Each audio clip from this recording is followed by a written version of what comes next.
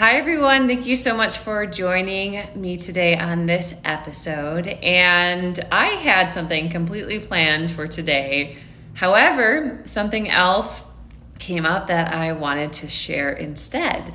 So today I went to the Nashville Entrepreneur Center, and there was a speaker who talked about how to sell your story. And after the speech, it was absolutely amazing.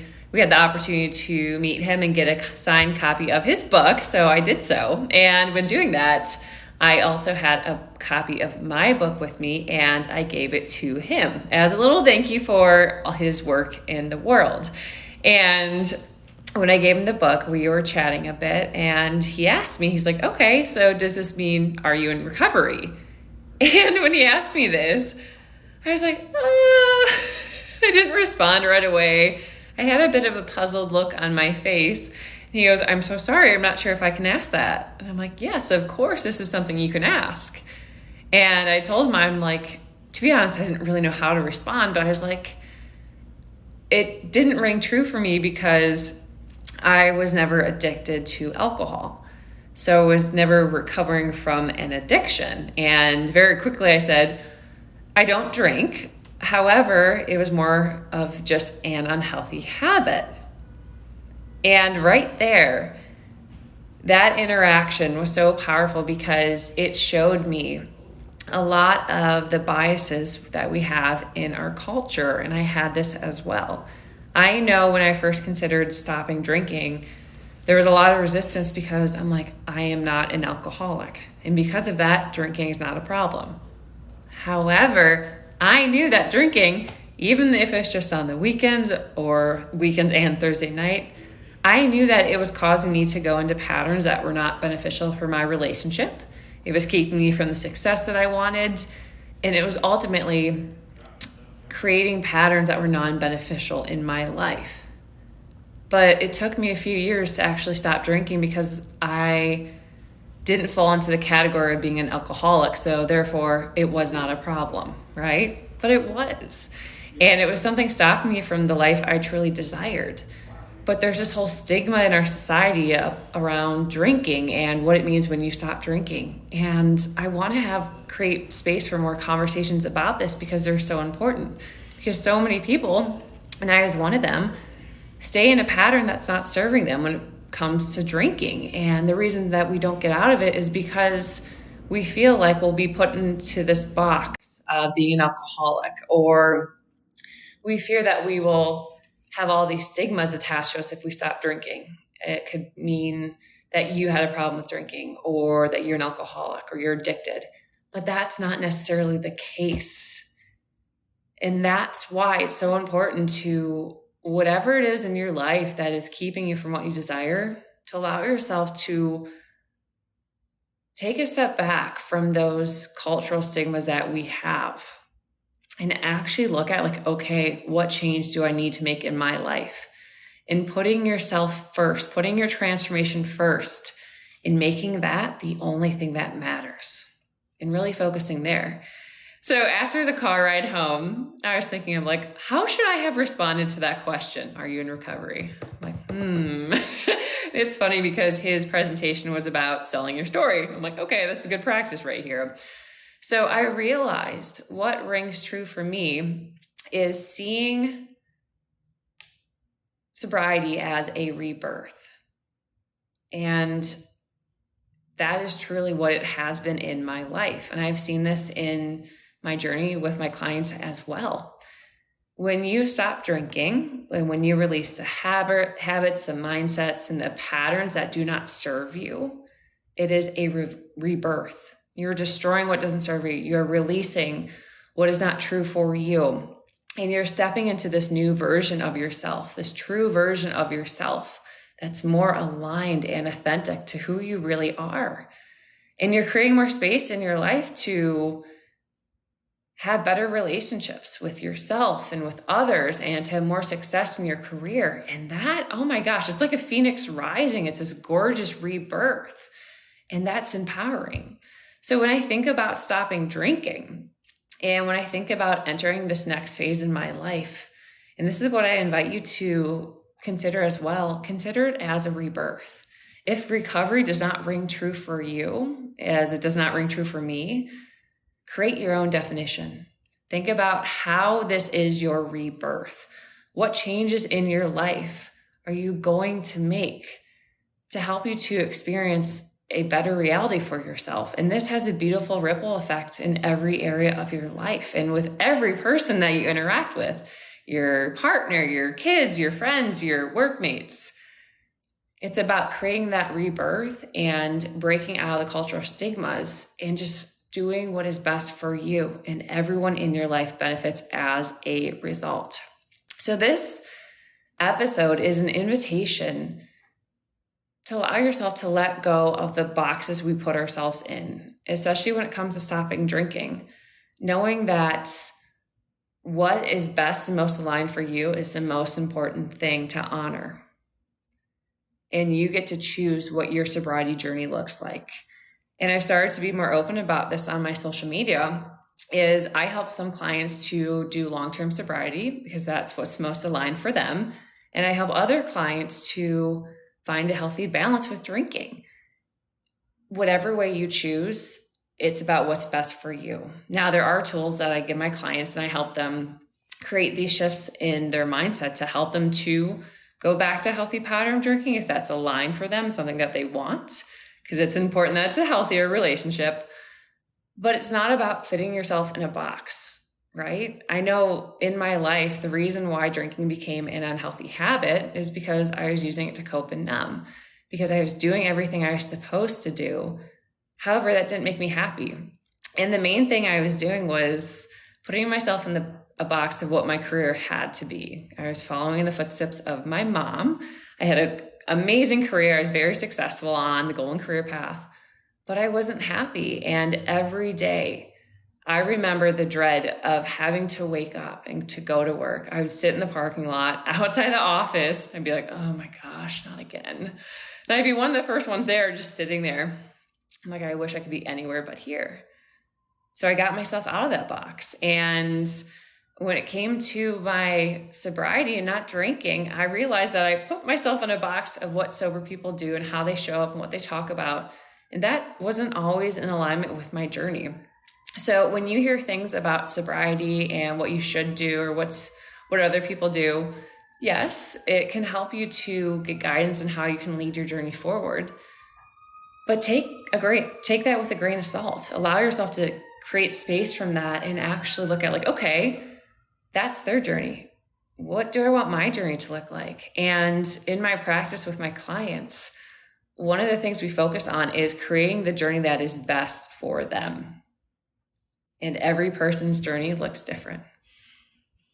All right, guys, thank you so much for listening to today's episode. It's a quick one, but I want to go over this because every step of the journey, you get to look deeper at what's important for you. And when we are confronted with our cultural stigmas, it can sometimes be a shock and help us to reevaluate our journey and why we're doing what we're doing. So I want to share my experience so it could give you some reflection and also some guidance on how you can encounter specific situations in your life.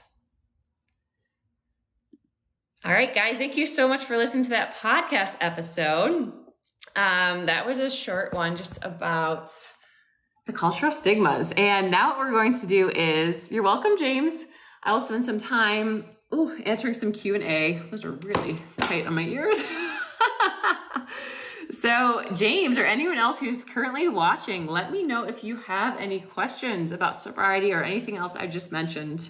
I know I talked with a guy when I was walking out of the speaking event. He's like, do you get that a lot? Do people like come up to you and just assume that you work with alcoholics or you're an alcoholic because you don't drink? I'm like, yes, that is one of the main things that I have to speak with people about and bring more awareness to the fact that if drinking is not in the best alignment, you can stop, and it doesn't have to be as serious as alcoholism. Great. Oh, thank you, James. That's so sweet of you. I'm sober and you are a great role model. Thank you. Oh, I really appreciate that. Honestly, this journey is one of the best things I've ever done. And I'm so grateful to be able to do this, to show up and to be in this community. So thank you, James, for being here. All right, Junior 4465. What are your thoughts on California sober? I have a year and 2 months, but have taken up. Sorry, it's hard to read this. Okay. Junior said, what are your thoughts on California sober? I have a year and 2 months, but have taken up with girlfriend. Not sure about the last bit, but California sober. Okay. This is what I think about sobriety in general. It's really important. Year and 2 months. Okay. Got it. So year and 2 months alcohol free. Okay. Wonderful. First off, congratulations. When it comes to your journey of sobriety or not drinking, what I'd recommend is setting a certain time frame. So when you first start, so you said you're a year and 2 months, so this wouldn't apply to you right now, but it will down the road. When I first start with my clients, we have them do 3 months of sobriety. That means sober from everything. Now, most of my clients, it's just alcohol, maybe marijuana, but there's no really hard drugs with the individuals I work with. But what we do is we say, okay, we'll start with 3 months for sobriety, and after that, we'll reassess. And after those 3 months, we can say, okay, what are your intentions moving forward? Let's reflect this journey and see what you want to do. Now, for some of my clients, after 3 months, they're like, yeah, this was amazing, but I still want to go no alcohol. I'm on a really good path and I want to keep going. And some clients say like, okay, this was great, but I'm ready to find a healthy balance and reintroduce alcohol. So we find ways to do that. Now, if you are looking to, so Junior, let me know what your intentions are. If you are intending to bring alcohol back into your life, let me know. We can chat about how to do that. Hi, user 77110. I know it's been a while. I've been on vacation a lot. So I've been away for a while, but I'm back from my travel. So I wanted to start doing more lives. Okay. No intention to bring alcohol back into my life. Okay. Awesome. So Junior, if there's no intention to bring alcohol back into your life, if that feels good for you, but you're thinking about maybe you said California sober, so bringing marijuana in, I would recommend looking at like, okay, what are your intentions with bringing marijuana into your life? What benefit can you get from that? So that's something you can ask. And this is something so about a month ago, I went on a women's retreat and there was a plant medicine journey, and psilocybin was the type of plant medicine that we used.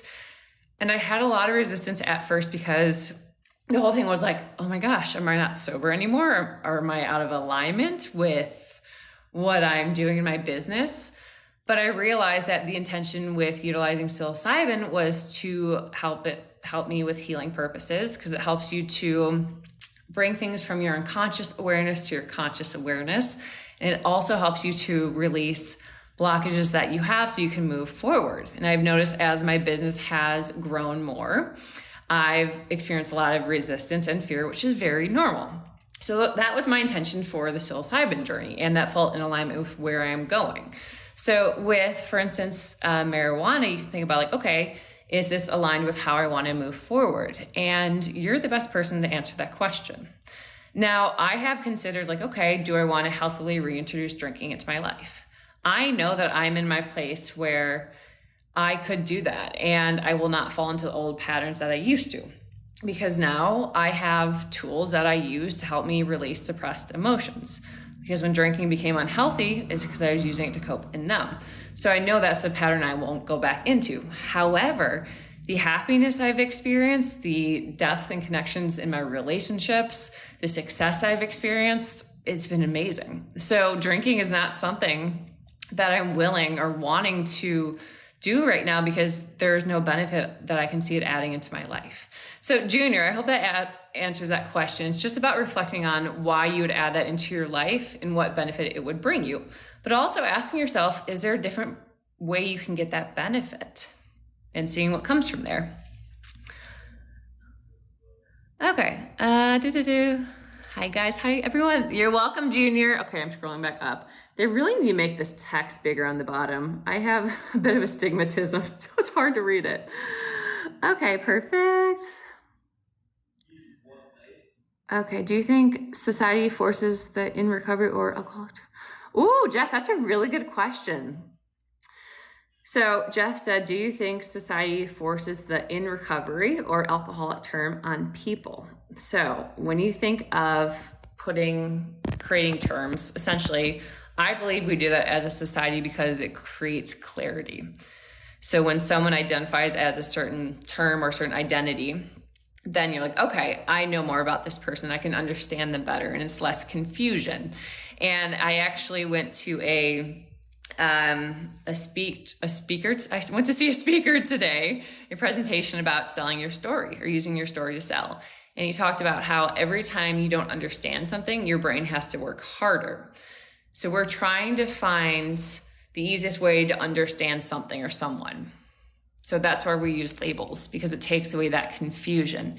However, what labels do is they put us within a box. So Jeff, if someone attaches the label as an alcoholic, you're saying that you're a person who has certain life experiences, has certain patterns or habits, and that's what you identify with. Now, I believe labels in general can be very harmful because they keep us from being able to create a change. Because once you label yourself as a certain identity, it can be hard to see yourself as a person with a different identity. And with identities come characteristics. And some of the characteristics that you might attach to yourself or attribute to yourself with an identity might not be too positive. So for instance, if you say you're an alcoholic and that's the box you put yourself in, it might be hard to create change and to do something different in your life. Now, it is very important to understand that there are real harmful effects that alcohol can have on people, especially if you are physically and chemically addicted. Now, that's a different type of like the industry that I'm not associated with. And it is really important that if that's something that someone's experiencing, that they do get the proper help. But for a lot of people, it's not a chemical or physical addiction. It's more of a mental and emotional. And when you give yourself an identity that doesn't necessarily mean that's not true for you, then it can be more harmful than helpful because it keeps you stuck in that identity, not able to make a change. Okay, Luis, yes. Okay, a lot of people joining. So let me know if that makes sense, Jeff. But yeah, I'm starting to create more terms for what feel true for me. So for instance, instead of saying in recovery, I see sobriety as a rebirth because it really is. You're creating this new identity for yourself. And with this new identity, it's a new life and it's a new way of being. And that is really powerful. Okay. Oh, totally. Okay, Jeff, I totally agree with you. I wish more people could recognize what you just explained. I'm so happy that resonates, Jeff. I believe this is changing in the sobriety space with more works coming out. I wrote a book if you're interested, but for some of the recent books I've read, you're starting to see more people who are just like, yes, it was just an unhealthy habit. And there's more stories and people on like, for instance, TikTok or Instagram that are starting to share their stories. And the more that we're able to share what we are experiencing, the more conversations we'll have around this. Because I know when I was in a pattern where it was just on the weekends, but I wasn't happy, I wasn't around anyone who was sharing like the darker side of alcohol and actually it being more harmful than beneficial to your life. And because no one around me was sharing that type of narrative, I thought I was the only one who felt that way. So that's why I stayed stuck, because I'm like, it must be me. Like there must be something wrong with me. It's hard to create change if you don't know that there is a change to be made. And for me, I was like, no, alcohol isn't the problem. Like everyone around me drinks socially, so it's fine. I'm fine. I'll stay in this pattern because that's what everyone does. But the more conversations we have around this, the more people can say like, me too. This doesn't feel good and I want to do something different. And that is empowering. Okay, you're welcome. So you're more of a homebody or do you prefer to go out? Okay, Casey, I love this question. I am a social butterfly. I love interacting with people. I gain my energy by being around others. I love to go out. I always have. Now, I realize the way I like to go out has shifted since I don't drink. I live in Nashville, so seeing a live artist on the weekend is like one of my favorite things to do. So I'll go out to bars, I'll go have fun, I'll go dance with my friends. But after like 11 o'clock, 12 o'clock, I'm like, okay, that's good. I'm going to go home. So I don't stay out as late. And I'm really happy I don't anymore because the next day is normally ruined. But when I do go out, I have a lot better time because I used to like fall into these patterns where I drink and then not remember what happened. And then I'd have a lot of fear that I said something I'd regret or guilt, blame, or shame about something I thought I did. So there's always a lot of resistance that came with going out because I always feared like, what if I did something that would be harmful for my relationship or something like that? And now when I go out, I remember it. I have fun. I'm not as social with strangers because most of the time I'm like, not to be rude, I'm like, I'm not trying to make a new friend right now. So I don't try, which is fine. But when I do go out, I enjoy myself more. And the next morning, not being hungover is amazing. It's different. Wow. Okay. All right. Barry. Hi, Barry. Okay. So weird. Jeff said, I love Teresa. I'll read your book. Awesome. Okay. So I just gave away my last copy to the speaker today. So if you go into my link in the bio, you can find where to purchase it on Amazon. So I hope you enjoy it. Okay. Sorry, a lot of people just joined. Hi, everyone. Okay, Bear said, I agree with you too. To find out who I am, I had to empty my soul to refill it. Oh, I love that. Emptying your soul to finding out who you are. And that's really what stopping drinking has been for me as well. It's finding who I am, what makes me passionate, what I desire to do. And when I was drinking, it felt like I was living in a numbed reality. I wasn't setting goals. I was just going through the actions and life was just dull. Now there's just so much more color and I'm doing things with my life I actually love and creating a business that is been more amazing than I could ever have imagined. And that's because I took the time to really find out who I am and created my business and built a life around who I am. So that's so important. Okay, Johnny said, have you taken the steps? So no, AA was never something that felt in alignment for me or with me. So that was never a path that I went down. Also, the fact that AA is founded in a strong religious doctrine does not resonate with me.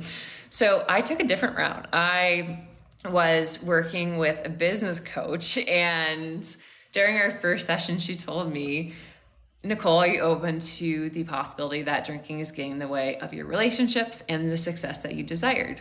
And I knew that it was. So I'm like, yes, that makes complete sense. And she's like, okay, why don't we take 6 months off from drinking, see what happens? And I was like, oh. So I wasn't going into that relationship with the coach to focus on not drinking.